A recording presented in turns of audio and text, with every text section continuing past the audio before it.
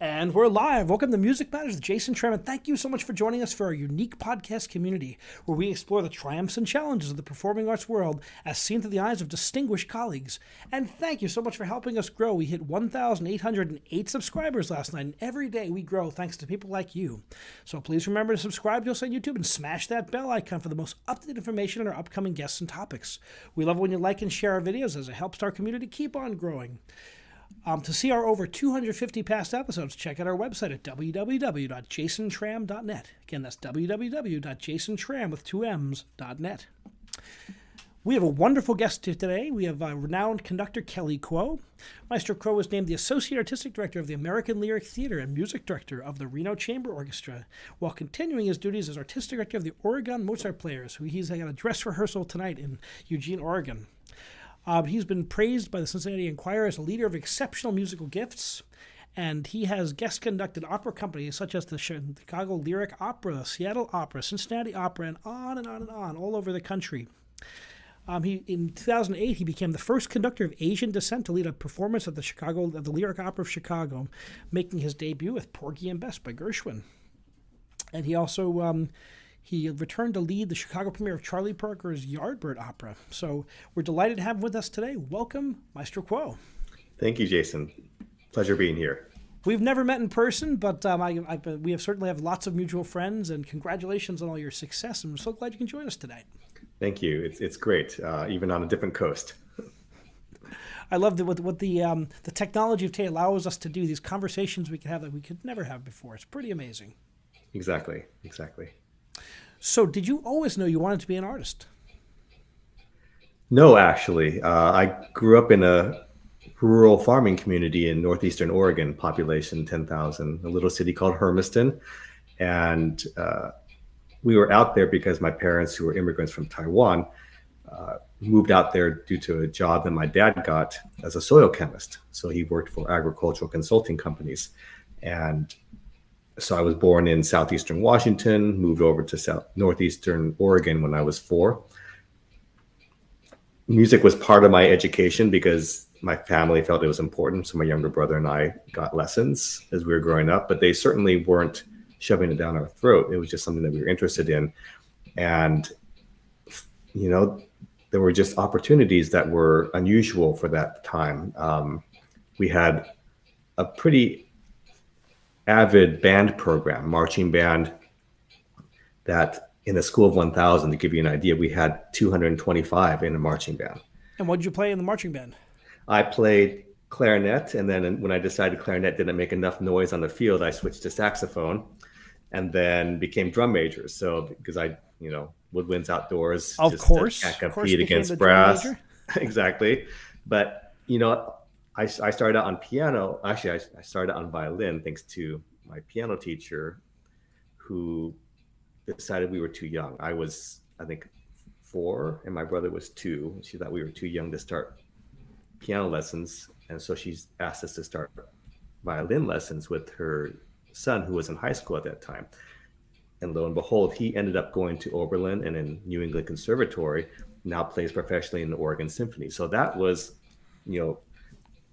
who expects to have that kind of musical connection at a young age in Hermiston, Oregon? But that where it was. But I'm the eldest son of an immigrant Taiwanese family. So let's just say parents are never encouraging their oldest son to pursue music as a career. And it wasn't something that I ever imagined I could even have that capability of, because I'd never played a complete sonata. I'd never played a complete concerto.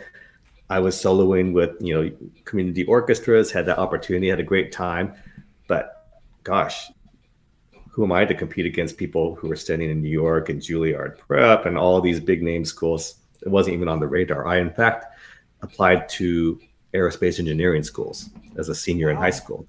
I had 6 potential schools to go to, but it was at that same time that I was applying to these schools that there was a recruiter from the University of Oregon who was a horn player, and he came around to all the rural school districts looking to see if there was anyone who could earn a scholarship to play in the marching band or in the symphonic band at University of Oregon.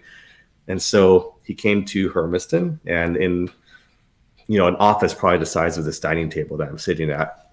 I played on a tape recorder, unaccompanied Poulenc clarinet sonata for about 10 minutes. And then I sent in a videotape of a piano competition I'd been working on. And that got me a full ride in music. And so it was a question of whether I would pay money to go to school in aerospace engineering or go to school for free in music. And that was the variable that actually convinced my parents that it was something that I could maybe consider. But of course, there was a caveat that I had a double major in physics because you can't be too sure about music because again, I grew up in Hermiston, Oregon, but there's like no conceivable reason why I should become a professional musician.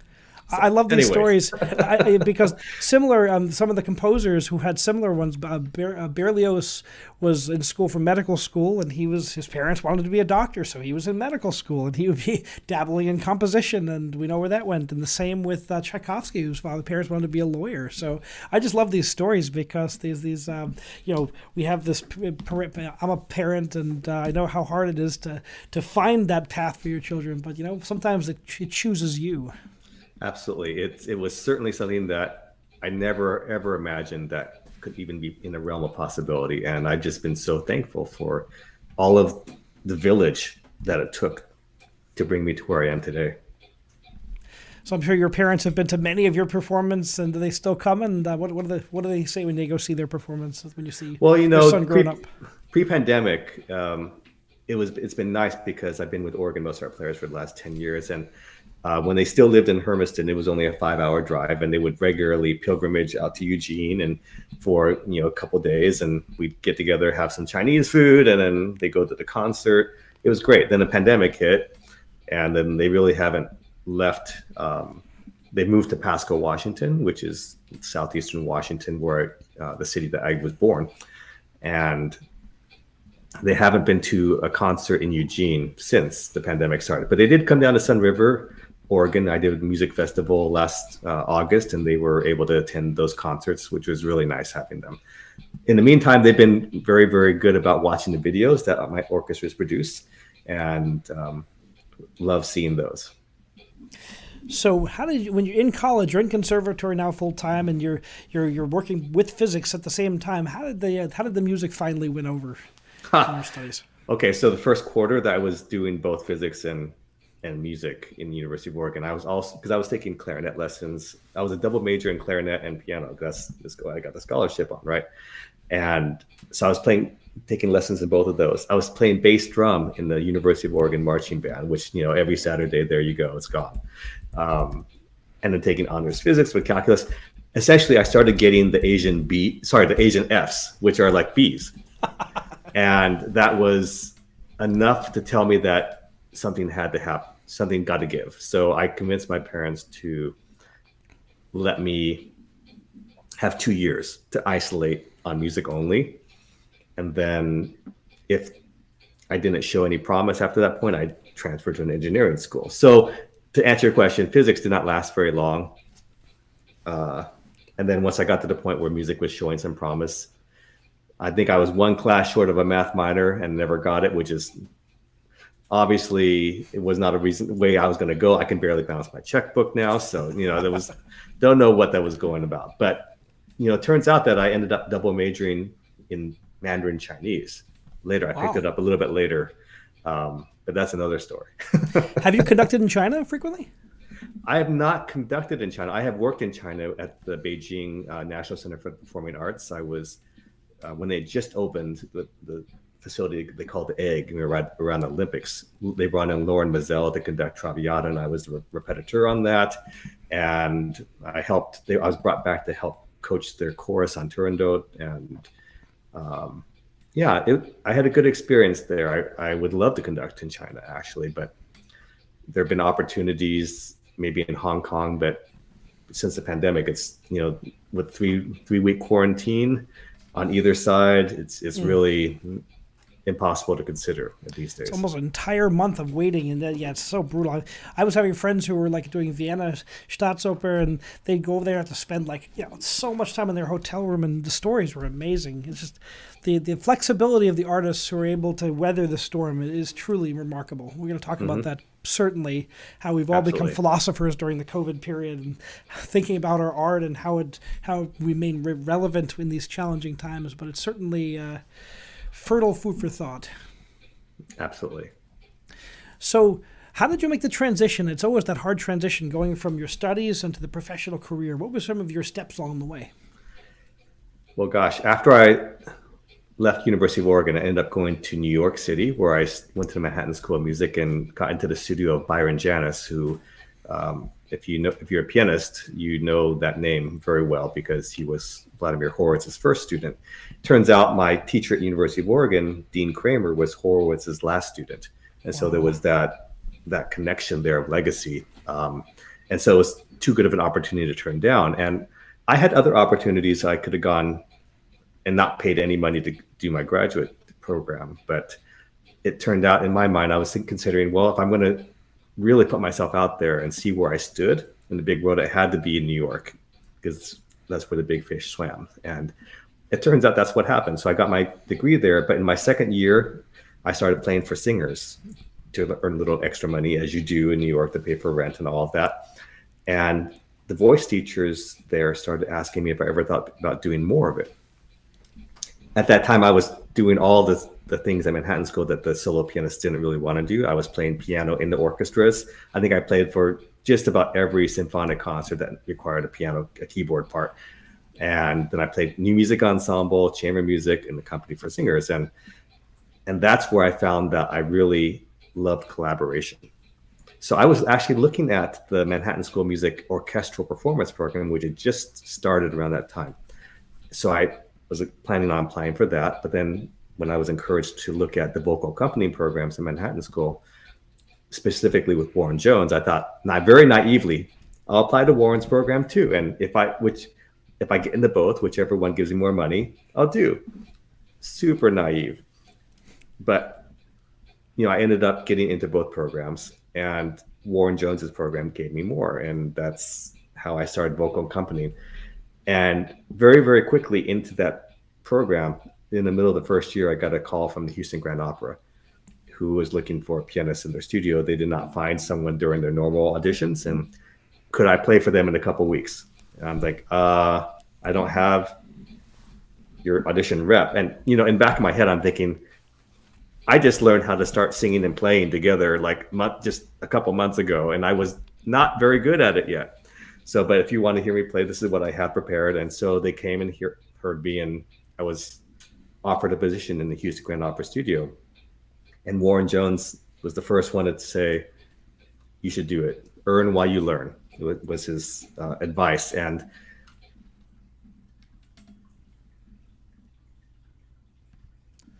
what great advice that is. We just lost Kelly for a second. Then we'll get Kelly back on in a second. We'll be right back with Kelly Kuo.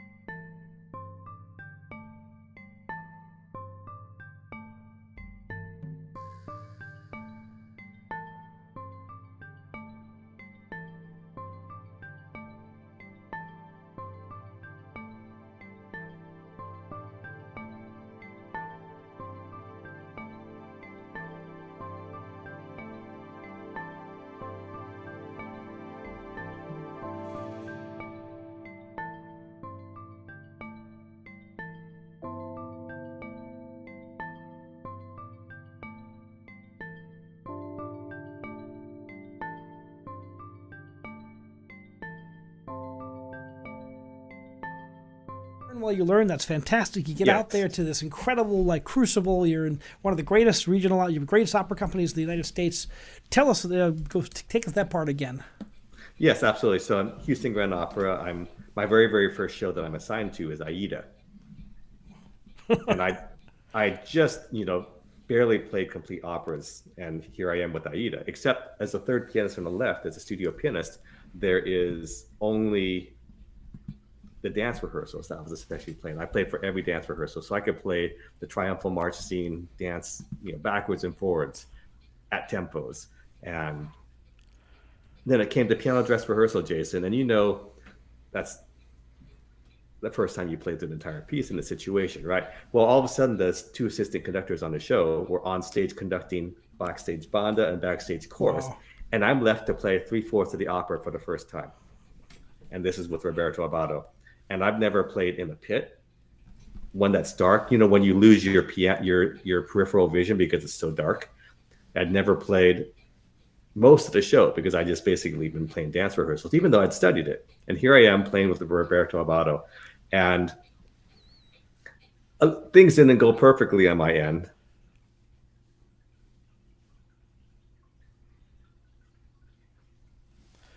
We're having some internet issues. Apologize. We'll get Kelly back again, and we'll be right back.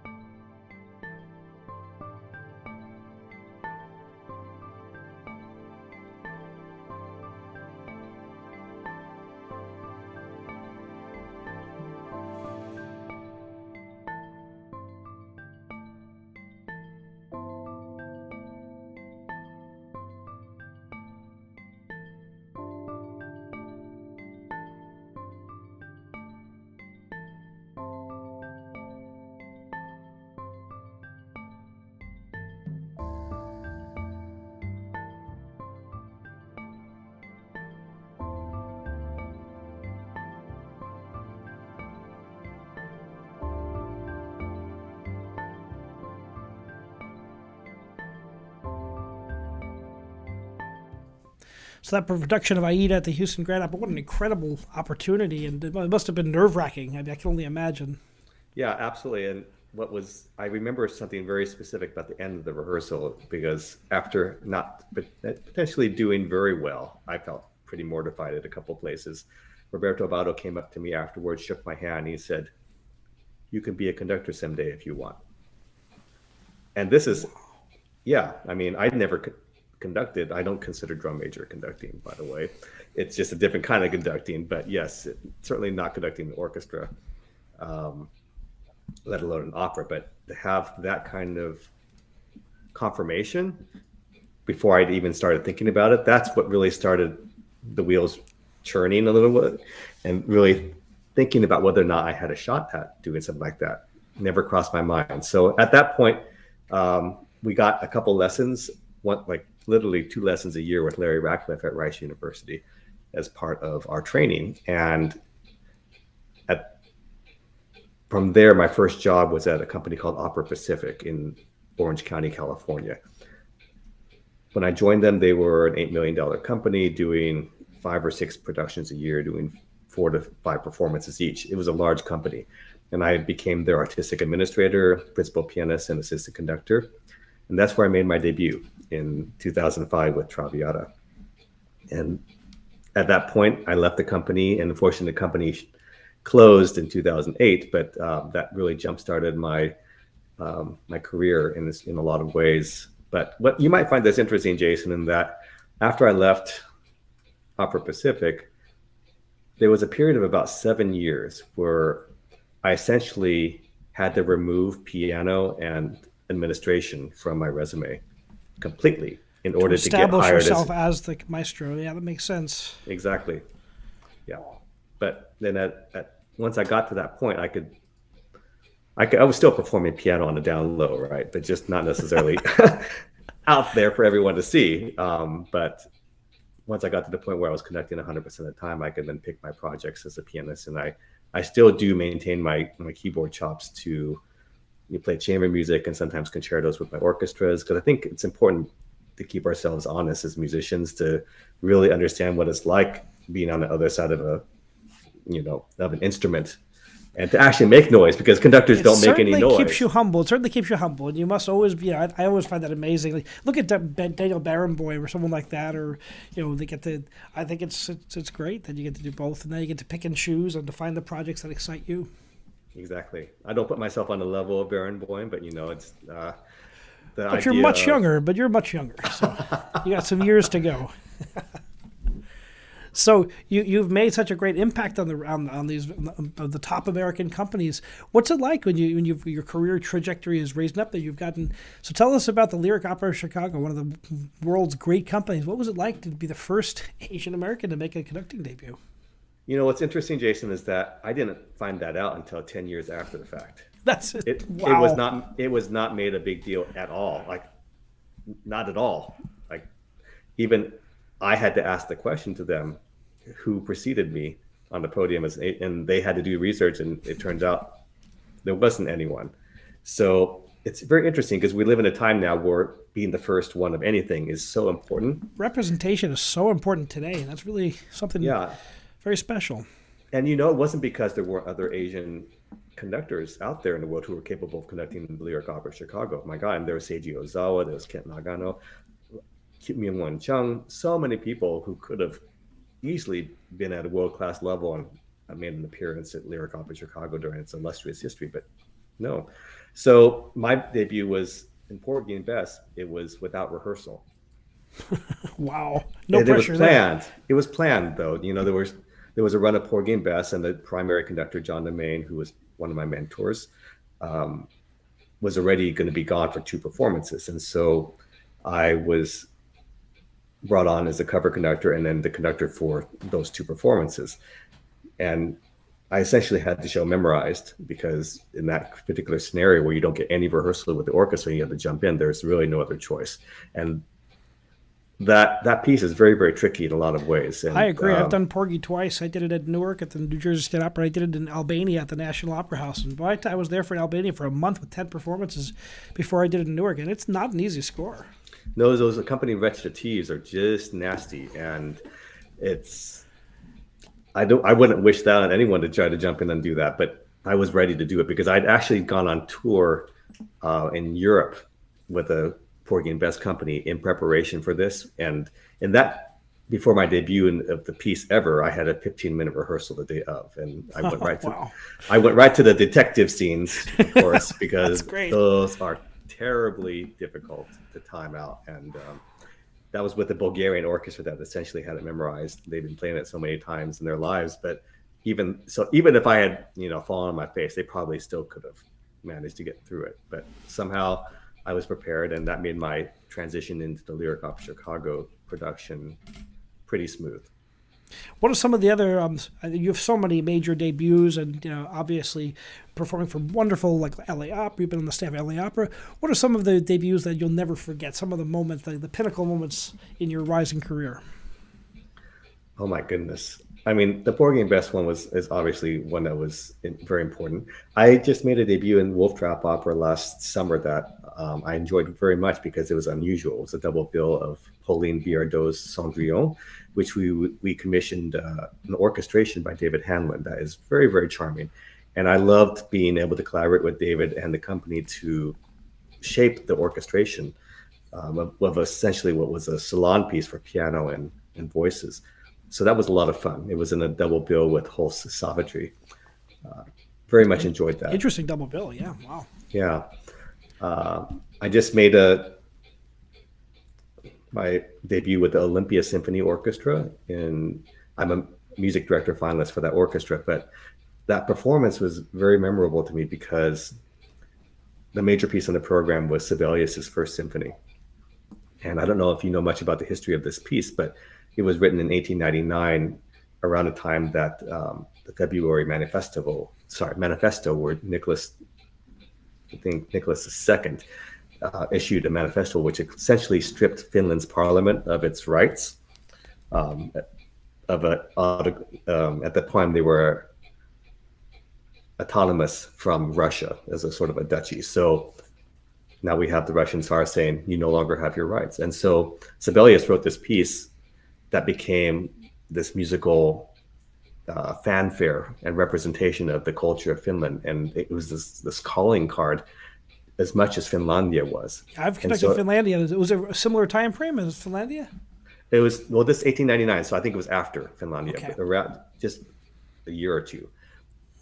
Don't quote me on that, musicologist, but I do know that it was over the course of the time that he revised it and brought it to the World Exposition in Paris, it became sort of what was recognized as Finland's way of rebelling, resisting Russia, was through music. And so we preceded this performance of the Sibelius First with the Ukrainian national anthem, Oh, wow. which, with because of obviously the great parallels and to current day situation, and we don't seem to learn as human beings. We don't live long enough to learn our lessons to keep on repeating the same things. But Yeah, it's so sad. I know so many Ukrainian musicians and artists in New York, but also I've done concerts with the members of the Donetsk Ballet, and I just feel for our colleagues. I mean, it's just it's horrific these days. absolutely, no, that was very, very memorable. My debut with Reno Chamber Orchestra in my test as a finalist was also memorable because it was we were performing in a converted studio. What do they call them? Where Cirque du Soleil, where you have the rings and people are suspended. I don't remember what you call that. Three-ring circus. They had these dance floor, the Marley floor, so we couldn't wear shoes on this floor. You had to either wear socks or you had to wear dedicated slippers that would never been outdoors. But the program was interesting. This was a program that I was supposed to do, and it was in March of 2020. I'd done one rehearsal of a program that was Kevin Lau's Artemis, Shostakovich First Cello Concerto, and Beethoven's Second Symphony. I'd done one rehearsal, and then Nevada shut down. And I was sent home. Revised programs, and by May of 21 was when I came back. So it's been quite a long time, and my revised program was Jesse Montgomery's Strum, followed by Crouching Tiger Concerto of Tan Dun for cello, and ended with Louis Ferenc's Third Symphony.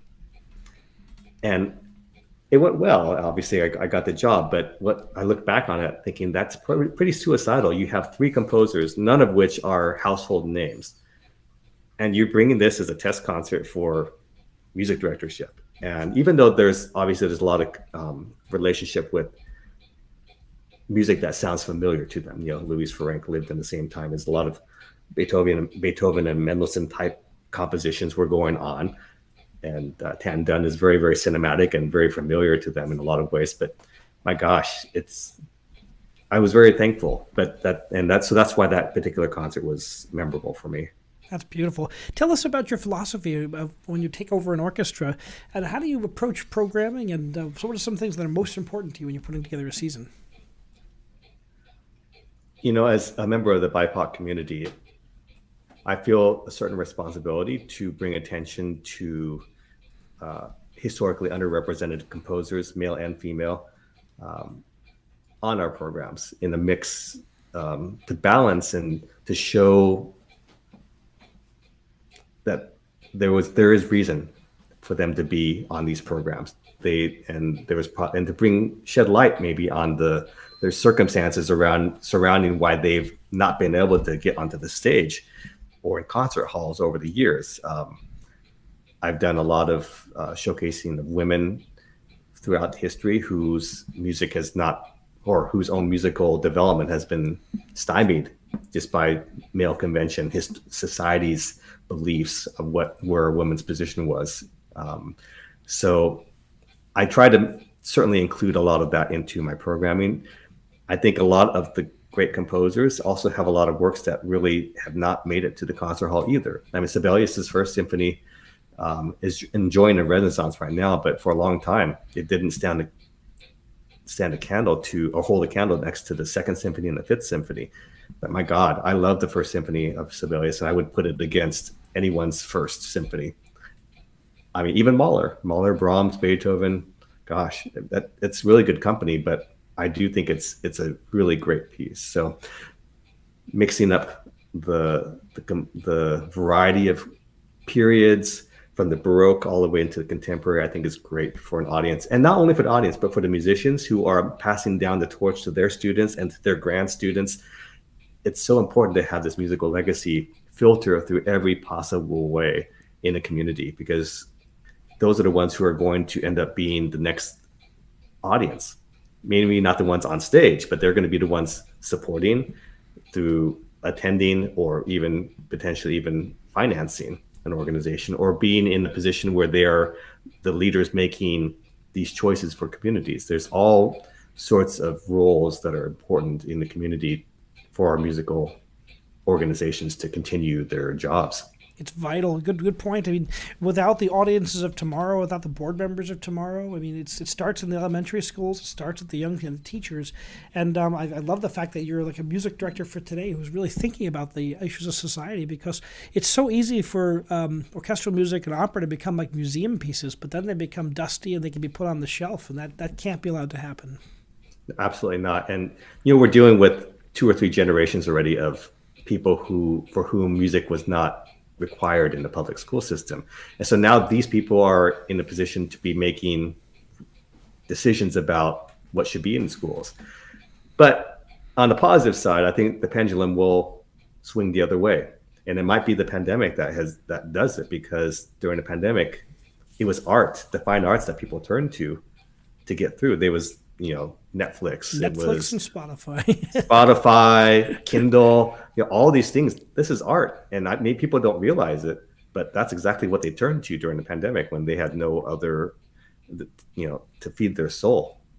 For sure. And I know that, we've all become these philosophers during the COVID period because we were forced into a lot less activity than we've all been used to. So for you, what occupied your time during this? Did you work on repertoire? Did you practice piano? What were some of the things that got you through the pandemic artistically? Absolutely. I certainly did spend time at the piano learning pieces that I never had a chance to dig into. And, a lot of piano transcriptions of larger symphonies. A lot of my background is in opera and in chamber orchestra music, so the Brahms symphonies are something that I've not had a chance to conduct a lot, and so I just played a lot of the transcriptions. I exercised. What's your favorite Brahms symphony? I have to ask. Oh, I just did 3 last month, and I'm like, that's very. Oh, I got 3 and 4. The 4 was my favorite, but now 3 is my favorite after doing it. I have this soft spot for the first in my mind. Beethoven's 10th. Yeah, exactly. There's something about the horn call at the end. Just every single time it gets to that moment, my heart just melts. So I have to put it up there. Yeah. So I was doing that. I did some of the pandemic video making. In fact, there was one that I did 2 years ago with a couple of members of the Seattle Symphony that just popped up into my memories today, and I think it stands the test of time. I'm pretty proud of that particular excerpt that we did. And we also had a new puppy. So a lot of my time this was not a pandemic puppy. This was a puppy that we got before the pandemic started, like by 4 or 5 months. But it gave me a lot of time to bond with our dog, and took him out for outdoors and just spent a lot of time with him. So he misses me now a lot when I'm gone. Well, it's good to hear that that you found the family, and you've managed to keep your soul alive and your art alive, and it's amazing how fast things have picked up again. I see your schedule is certainly picked up where it's left off. And what was it like when you got back to performing after all the isolation? My first performance, I think, was in September after the March, so it wasn't that long, probably about 6 months off. And from that point on, it's been nonstop, quite honestly. And I'm so thankful and blessed, because I know a lot of my colleagues aren't at that level yet of work. It started out with piano, and it started with recordings. I was very fortunate to be in organizations that were in a financial position to do recordings and to continue reaching out to their patron base and to make music. And so, yeah, I'll tell you, I'm sure you're very, very aware of this too, but it was about contingency planning. I think we got to plan Q or plan R at that certain point I did as like to what we were doing for the four season. iterations of a season with each group. I teach at a university, and I also have multiple organizations. And I'm like, okay, if we do this, then this. If we do this, then it became like a football chart with the X's and the O's. And Absolutely. No, and with soloists and changing repertoire, and we couldn't use winds in one ensemble, we could use winds in another ensemble, masking policy here, masking policy there. And my gosh, it was trying to keep everything straight. I'm involved in 3 organizations, and obviously there are 3 boards and then committees 3 on top states, of that, yep, and 3 different states. And that is a lot of time commitment, especially during the pandemic where you're trying to do contingency plans for all these organizations. Woo-wee, it's a lot.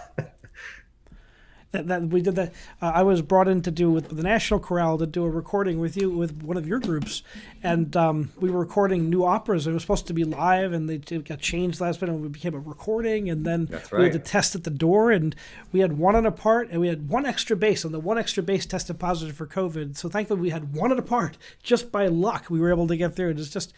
And I was doing a Tchaikovsky recording the first week of January. And I had 40 players in the orchestra at the Domena Center, and then 1/4 of them tested positive for Omicron. So I had to, that week I was changing players. Like, it was like, just every day one was testing positive. So by the end, almost the orchestra was like a totally different orchestra within the week of the show.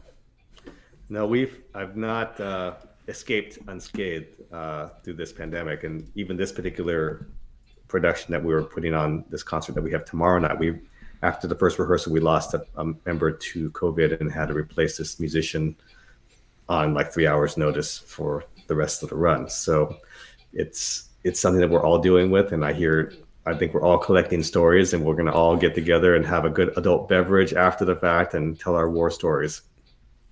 What's something you learned about yourself that COVID's taught you about you?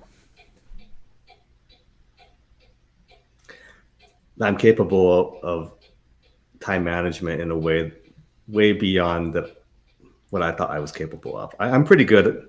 I have to say I'm pretty good about time management, Jason. That's something I take pride in. But man, I've been tested in so many ways about between family and various organizations going to different things. And the secret is you just don't have to sleep.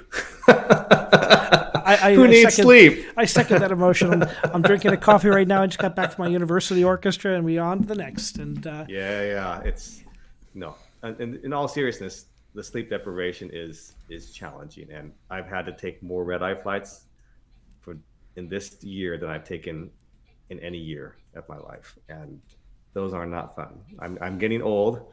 I'm definitely getting old, and I'm no longer able to stay up till 2:00 in the morning and then wake up at 6:00 and be fresh as a daisy for the rest of the day. It's just, and the time changes. My gosh, when you're flying from the East Coast and going to the West, and on the day of a rehearsal, and you start rehearsal at 7:30 at night, equivalent of 10:30. One thing I learned was to not put the changing meter piece at the end of rehearsal on the very, very first rehearsal of a day that you're traveling, because that's equivalent of doing something at midnight or 1:00 in the morning. And my gosh, who has brain for that? Wow. Yeah, it's amazing how how incredibly creative the people in the artistic community are, and COVID has taught us to be even more flexible and creative. It's pretty incredible. We've had 250 different guests on this podcast, and I'm just amazed by how we have singers at the Metropolitan Opera on TikTok doing vocal technique demonstrations, and we've got people who've gone out in different directions and done some amazing work and things that they wouldn't have had time to do otherwise. I'm kind of amazed by how creative people are. Absolutely. No, it's I wish I had more time. I'm looking at all these people on Instagram and TikTok, and gosh, there's only so many hours in a day, right? I agree. The podcast is a COVID innovation. I was supposed to be making my debut in Vienna and doing something in Prague, and everything got shelved that summer. I'm like, and my son's like, let's do a podcast. I'm like, what's a podcast? So, and I didn't really listen to them, and I started, but the conversations were so organic because I was supposed to be talking to colleagues who I missed. I was like soloist here, opera singer there, all friends, and we all missed each other. So it was great to just start these conversations, and I guess I've learned so much. I just think that's what's cool about about this. We had so much discussion, and I just think it's incredible for this exchange of ideas that we can have, and we keep the exchange going. Highlighted for all of us what is important to us, individually, and spending so much time with my family, uh, my immediate family. Unfortunately, I've not been able to get close enough to my parents a lot of time, but um, it did show me what a life balance could look like. That where you're well rested, where you're eating healthy, you're exercising regularly. I mean, all of this stuff is so hard to maintain when you're on the road. But How does an artist of your ability, your caliber, who's out there working so hard, how do you maintain that? How do you find the time? How do you form that balance?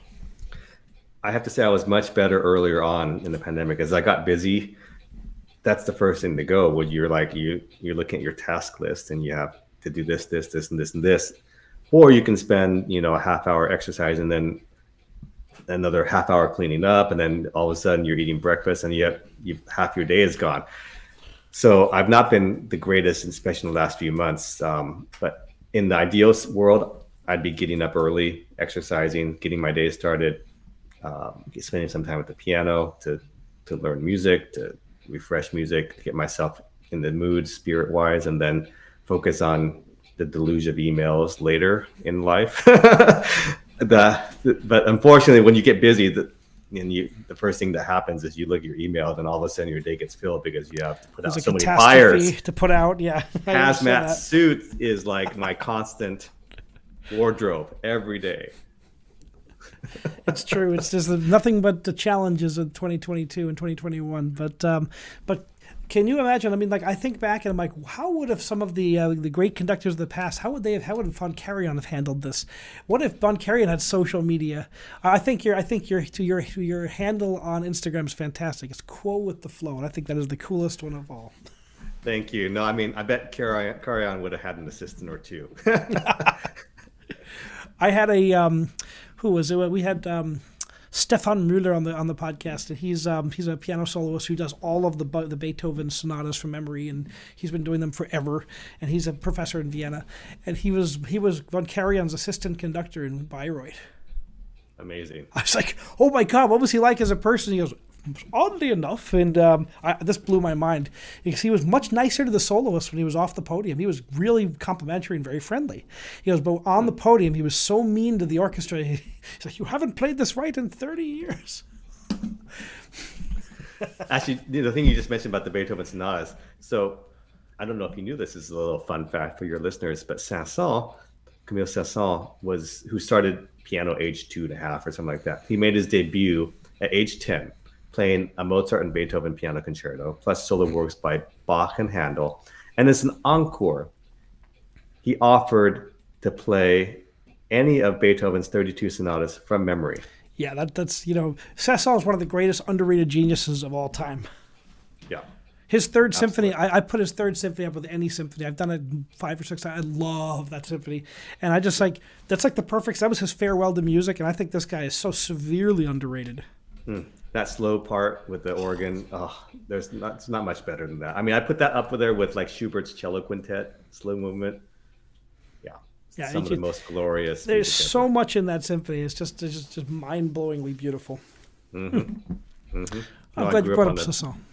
Yeah, his tone poems are amazing too. All of the his he has so many great tone poems that are almost never performed. I'm dying to bring some of those out. Do you know his second symphony? I'm curious if you know. I've heard it, but I've never connected it. I think it deserves. That's again one of those composers who's had works written earlier on that have not necessarily gotten a lot of playtime. I think that's one piece that could potentially come back.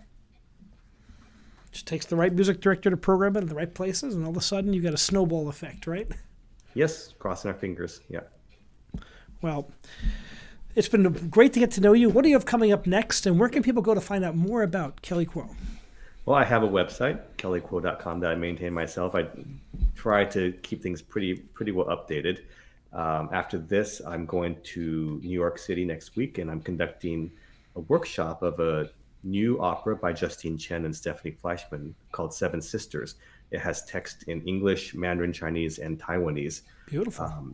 It's a semi-autobiographical story of Justine's. So we're going to do 4 scenes from that in an effort to promote the work and hopefully get some people interested in putting together a production and commissioning the finishing of the work. And after that, I go to Reno, where I have my season finale concert there. I have a program of Georgi Ligody's Concerto Romanesque, which is a great piece, Haydn D major cello concerto with Dmitri Atopin, cello. And we're ending with Ethel Smythe's Serenade in D. I don't know if you know Ethel Smythe, the great British female composer around the turn of the century. 1890, I think, is when this piece was written. And great program there. So I'm looking forward to all these things. Next opera thing I have coming up is I'll be conducting Magic Flute in Marilla. So looking forward to making my debut there. Wow. So Maestro on the Move will be all over. And in New York City, I would love to catch up. Is that open to the public? It is, actually. Manhattan School of Music, April 8th. Yes, please. Fantastic. Right around the corner. Yes. Well, Kelly, thanks so much. Continued success in all of your musical activity. You are the embodiment of the American dream. Keep making great music, and I can't wait to see you on those big stages. Thanks for having me, Jason. Thank you so much for joining us on Music Matters with Jason Tramm. Please remember to subscribe on YouTube and follow us on our social media platforms where you can find us on all the platforms, Instagram, LinkedIn, Twitter, and so on. So thank you so much, and remember, keep music alive.